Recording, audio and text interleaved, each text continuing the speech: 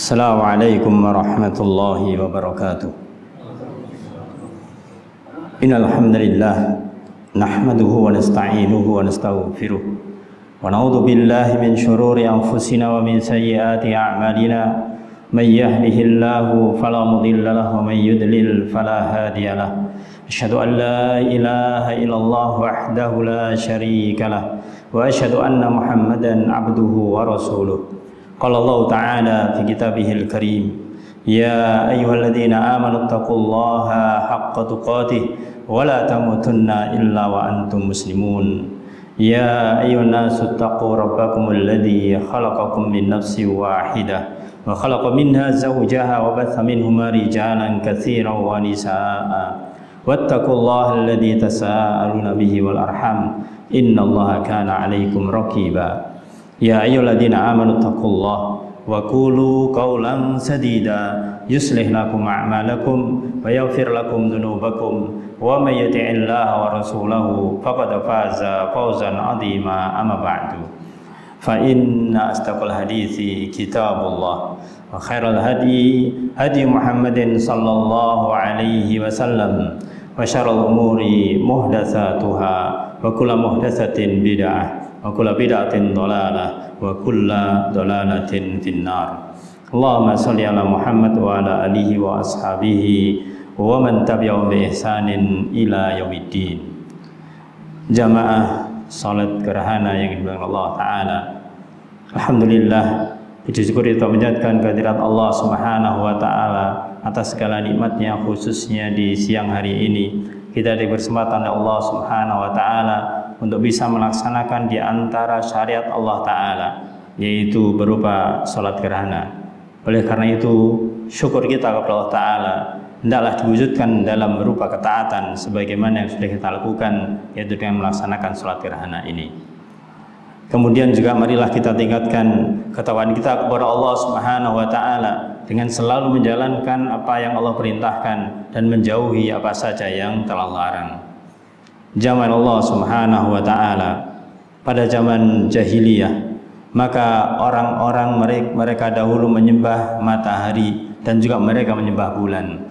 Hal ini diterangkan di dalam ayat Allah Subhanahu wa Ta'ala dalam surat Fussilat ayat 41. Allah berfirman, wa min ayatihi al-lailu wan nahar wasyamsu wal qamar la tasjudu lisyamsi wala lil qamar wasjudu lillahi alladzi khalaqahun in kuntum iyyahu ta'budun.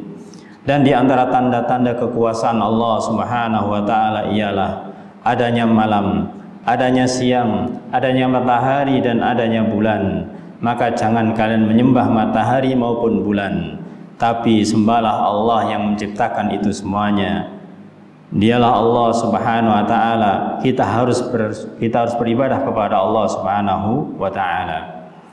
Di zaman jahiliyah, zaman Allah Subhanahu wa Ta'ala, terdapat pula anggapan ketika terjadi yang namanya gerhana, apakah gerhana matahari atau gerhana bulan, itu terjadi, mereka anggap adanya kelahiran seseorang atau kematian seseorang. Dan memang tidak dipungkiri, ketika terjadi gerhana di masa Rasulullah Sallallahu Alaihi Wasallam, pada saat itu kebetulan putra Rasul Sallallahu Alaihi Wasallam Ibrahim wafat, sehingga orang-orang mengira terjadinya gerhana saat itu dikarenakan wafatnya putra Rasul Sallallahu Alaihi Wasallam ini.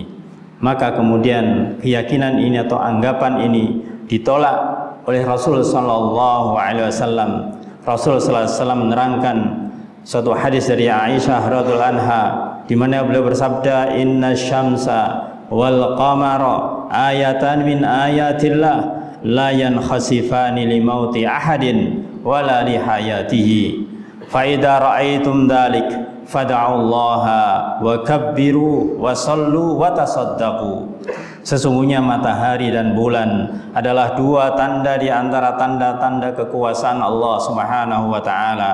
Gerhana ini tidak terjadi karena kematian seseorang atau lahirnya seseorang. Jika melihat hal tersebut, maka berdoalah kepada Allah Subhanahu wa Ta'ala, bertakbirlah, kerjakanlah salat dan bersedekahlah. Rasulullah Shallallahu Alaihi Wasallam di sini mengingkari bagaimana akidah keyakinan orang-orang jahiliyah yang keliru ketika terjadi yang namanya gerhana baik rembulan maupun matahari. Ketika terjadi gerhana, Allah Subhanahu Wa Taala ingin menakut-nakuti hamba-hambanya. Terjadinya gerhana bukanlah karena kematian seseorang. Allah hanya ingin menakut-nakuti hambanya kala itu.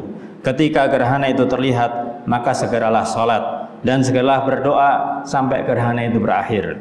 Disebutkan dalam riwayat an Abi Musa al-Asy'ari radhiyallahu an, qala khasafati syamsu fi zamanin Nabi sallallahu alaihi wasallam faqama fazi'an yakhsha an takuna as-sa'ah hatta atal masjida faqama yusalli bi atwali qiyamin wa ruku'in wa sujudin ma ra'aituhu yaf'aluhu fi salatin qattu thumma qala inna hadhil ayat allati yursilullahu la takunu li mauti ahadin wala li hayatihi walakinna Allah yursiluha yukhawwifu biha ibadah fa idza ra'aitum minha syai'a fafza'u ila dzikrih wa du'aih wastighfarih. Yang artinya dari Abu Musa al-Asy'ari, semoga Allah meridainya, menuturkan, pernah terjadi gerhana matahari pada zaman Rasul sallallahu alaihi wasallam. Lantas Rasul sallallahu alaihi wasallam berdiri takut karena khawatir akan terjadinya hari kiamat, sehingga beliau pun mendatangi masjid. Kemudian beliau mengerjakan salat dengan berdiri, rukuk dan sujud yang lama. Aku belum pernah melihat beliau melakukan salat sedemikian rupa ini. Rasulullah SAW bersabda, sesungguhnya ini adalah tanda-tanda kekuasaan Allah yang ditunjukkannya. Gerhana tersebut tidaklah terjadi karena kematian atau hidupnya seseorang, akan tetapi Allah menjadikan demikian untuk menakut-nakuti hambanya. Jika kalian melihat sebagian dari gerhana tersebut, maka bersegeralah untuk berzikir, berdoa dan mohon ampun kepada Allah Subhanahu wa taala. Hadis riwayat Muslim. Syekh bin Baz rahimahullah taala mengatakan, wa ma yaqu min khusufin wa kusufin fi syamsi wal qamar wa nahwi dzalik mimma yabtali Allah bihi ibadah wa tahwifun min subhanahu wa ta'ala wa tahdhirun li ibadihi minat tamadi fit tughyan wa hatsalahum ala ruju' wal inabah ilaih. Kejadian gerhana bulan ataupun matahari atau fenomena yang semisalnya merupakan ujian Allah untuk hamba-hambanya, yaitu untuk menimbulkan rasa takut kepada Allah Subhanahu wa taala dan untuk peringatan kepada mereka dari berlarut-larut di dalam kemaksiatan, dan supaya mendorong mereka untuk kembali ke jalan Allah Subhanahu wa taala. Jamal Allah Subhanahu wa taala sampai-sampai diceritakan oleh para sahabat bagaimanakah ekspresi Rasul sallallahu alaihi wasallam ketika terjadi gerhana. Beliau sangat takut sehingga disebutkan di dalam Muslim, fa akhta'a bidir'in hatta udrika biridai ba'da dzalik, sampai-sampai beliau keliru mengambil selendang salah satu istri beliau, kemudian setelah sadar beliau mengenakan selendangnya sendiri. Imam An-Nawawi rahimallahu taala menerangkan makna perkataan di atas, hadis di atas, li syiddati sur'ati wa ihtimami bidzalik arada ayyakhudha ridaahu fa akhadha dir'a ba'di ahli bait sahwan wa lam ya'lam dzalik listighali qalbihi bi amril kusuf. Karena saking buru-burunya beliau Rasulullah sallallahu alaihi wasallam dan konsentrasi beliau tertuju pada fenomena gerhana tersebut, yakni beliau hendak mengambil selendangnya namun ternyata keliru, ternyata yang diambil adalah milik sebagian istri beliau. Karena tidak sadar disebabkan hati beliau disibukkan dengan peristiwa gerhana tersebut. Maka dari itu para jemaah, gerhana bagi seorang mukmin selayaknya menimbulkan rasa takut, membuatnya berpikir akan adab Allah Subhanahu wa taala dan menyadarkan dirinya untuk segera bertaubat. Bukan ajang untuk hiburan, sekedar tontonan atau menganggap sebatas fenomena alam biasa yang lumrah terjadi. Ibnu Katsir rahimallahu taala menjelaskan tentang ayat Allah Subhanahu wa taala dalam surat At-Taubah ayat 126. Awala yarawna annahum yuftanuna fi kulli amin marratan aw marrataini tsumma la yatubuna wa lahum yadhakkarun.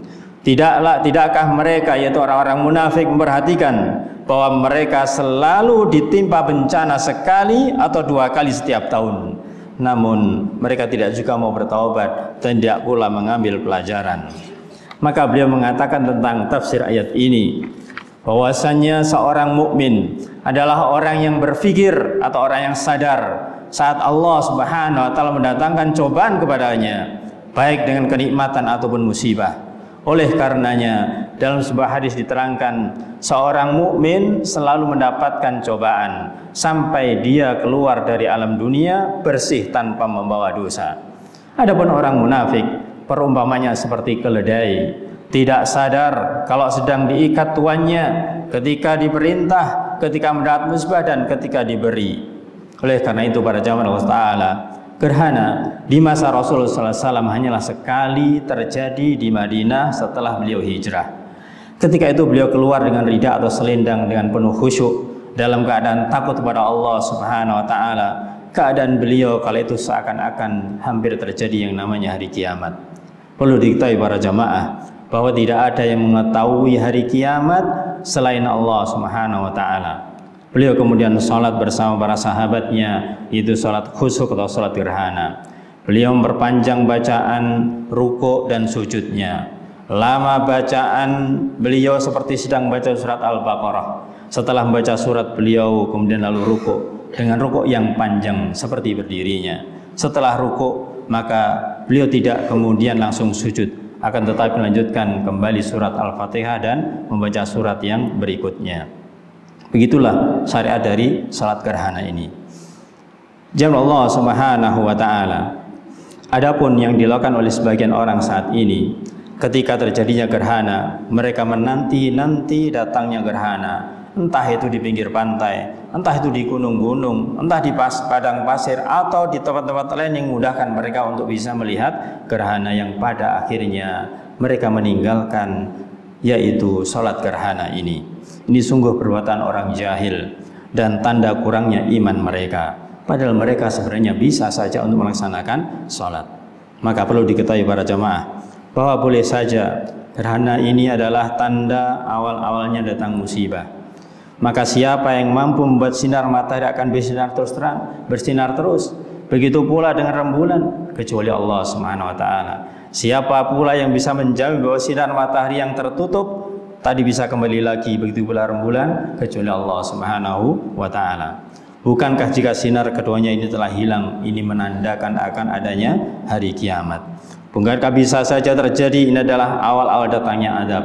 Nas'alullah al-afiyah. Kita minta ampun kepada Allah Ta'ala dan minta keselamatan kepadanya. Seorang muslim tentu tidak bisa campur tangan dalam hal ini, namun ia hanya bisa tunduk dan pasrah serta beriman kepada Allah Subhanahu wa Ta'ala dan Rasulnya. Para pakar memang bisa memperkirakan kapan gerhana itu datang, namun dan mereka mengetahui dengan mengetahui perhitungan peredaran matahari dan rembulan. Namun hal ini tidaklah kemudian menghalangi seseorang untuk tetap melaksanakan syariat Allah, yaitu yang namanya sholat gerhana ini. Intinya para jamaah, bahwasanya kita wajib yakin, patut dan takut kepada Allah Subhanahu wa Ta'ala saat keadaan yang semacam ini. Dan sekali lagi perlu diketahui bahwa gerhana adalah di antara tanda-tanda hari kiamat. Perlu diketahui lagi bahwa setelah Nabi berhijrah, gerhana hanya terjadi sekali. Itu pun baru terjadi setelah 10 tahun setelah beliau berada di Madinah. Coba lihat sekarang, bagaimanakah gerhana bisa jadi terjadi setiap tahun, bahkan setahun sekian kali. Ini menunjukkan bagaimanakah Allah Subhanahu wa Ta'ala memberikan ujian, cobaan kepada hambanya ini. Maka kita minta keselamatan kepada Allah Subhanahu wa Ta'ala. Jalla Allah Subhanahu wa Ta'ala. Ada juga sebagian orang yang mereka menyangka ketika terjadi yang namanya gerhana demikian ini, mereka hanya mengatakan ini hanyalah kejadian alam semata, alam yang semestinya demikian. Sehingga ketika orang meyakini adalah merupakan tanda-tanda kebesaran Allah, Allah menakuti hambanya, malah dianggap satu yang salah. Bahkan mereka mengatakan hanyalah anggapan khurafat. Maka ini adalah sesuatu yang keliru. Kalau mereka mengatakan ini khurafat, berarti apa yang Rasulullah SAW adalah satu yang khurafat juga. Na'udzubillah min dzalik. Bukan demikian. Oleh karena itu para jamaah, hendaklah kita mengambil faidah, mengambil manfaat dari terjadinya gerhana ini. Kemudian apa yang bisa kita lakukan ketika terjadi gerhana demikian? Berdasarkan dua hadis di atas, hadis Aisyah dan juga dari Abu Musa al-Asy'ari, maka secara singkat, amalan yang bisa dilakukan oleh seorang hamba, seorang muslim, yaitu hendaklah dia banyak berdoa, banyak berzikir kepada Allah Subhanahu wa taala, kemudian banyak memandangkan takbir, kemudian melakukan salat berjamaah, kemudian berinfak atau sedekah, dan kemudian istighfar kepada Allah Subhanahu wa taala. Akhirnya, marilah kita mohon keselamatan kepada Allah Subhanahu wa taala dan minta dijauhkan dari berbagai macam bahaya. Semoga Allah menganugerahkan kepada kita taubat yang ikhlas, dan juga semoga Allah taala beri kita taufik baik dalam perkataan maupun perbuatan. Subhanallah walhamdulillah wa la ilaha illallah wallahu akbar. Allahumma shalli ala Muhammad wa ala alihi wa ashabihi wa man tabi'ahum bi ihsanin ila yaumiddin. Allahumma fir lil muslimina wal muslimat wal mu'minina wal mu'minat al ahya'i minhum wal amwat innaka sami'un qaribun mujibud da'awat ya qadiyal hajat. Allahumma Rabbana ighfir lana wa li ikhwanina alladhina sabaquna bil iman wa la taj'al fi qulubina ghillan lil ladzina amanu rabbana innaka ra'ufur rahim. Allahumma aminna fi awtanina wa aslih a'immatana wa wulata umurina waj'al wilayatana fi man khafaka wattaqaka wattabaridaka ya rabbal alamin. Allahumma fiq waliya amrina lihudak waj'al amalahu fi ridak warzuqhul bitanata salihah an-nasihah ya rabbal alamin. Rabbana ighfir lana wa li walidayna warhamhuma kama rabbayana shighara. Rabbana ighfir lana dzunubana wa israfana fi amrina wa tsabbit aqdamana wansurna 'alal qaumil kafirin. Rabbana atina fid dunya hasanah wa fil akhirati hasanah wa qina adzabannar. Subhana rabbika rabbil izzati amma yasifun wa salamun alal mursalin walhamdulillahi rabbil alamin. Assalamualaikum warahmatullahi wabarakatuh.